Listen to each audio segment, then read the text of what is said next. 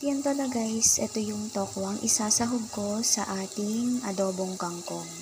Bali, hiniwa ko na siya ng pa-cubes guys, para madali na lang ilagay mamaya. Ayan na nga guys, after kong prinito yung tokwa, igisa naman natin yung bawang sa pinagprituhan ng tokwa syempre. Yung ating pampalasa sa adobong kangkong. Yan, ang bango-bango. Siyempre, after maluto ng bawang guys, nilagay ko na yung dahon ng kangkong. Ito yung ating kangkong guys. Lalagyan ko siya ng pampalasa. Siyempre, habang pinapakuluan konti yung kangkong, kumbaga ginigisa siya, lalagyan natin ng paminta.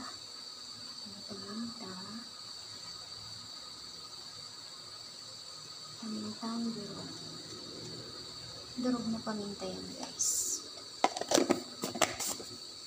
Lagyan natin ng magic sarap. Ito yung ating magic sarap. Ayan guys. Isa't kalahating scoop lang.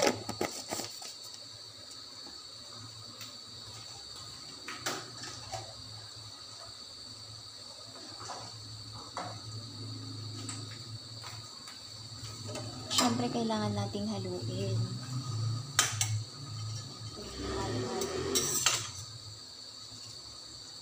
Gamit tayo ng pot holder.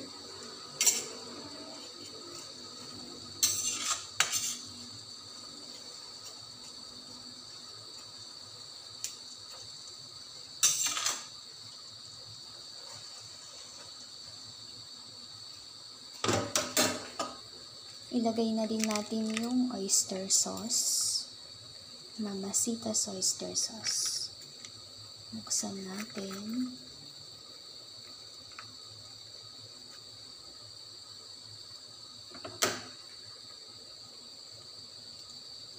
Ilagay natin siya guys. Yan.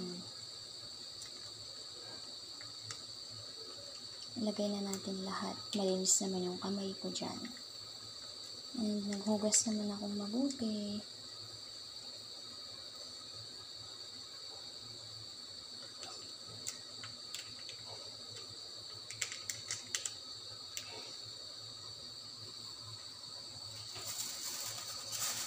After yan, haluin ulit natin.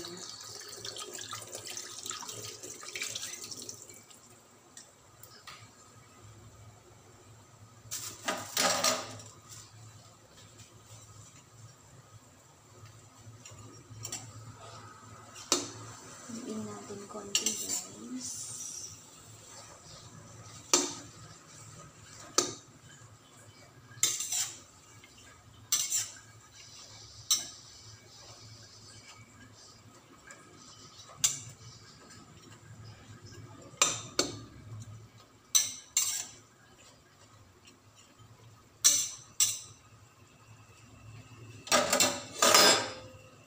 And isabay na rin natin syempre yung ating tokwa. Yung ating tokwa. Lagay na natin dyan.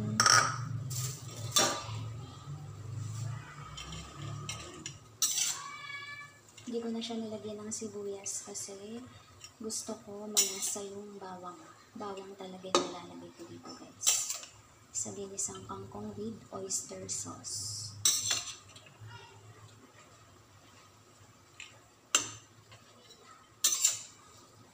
Hindi na rin tayo maglalagay ng toyo. Hayaan na lang natin maluto yung kangkong guys, and then ready to serve na.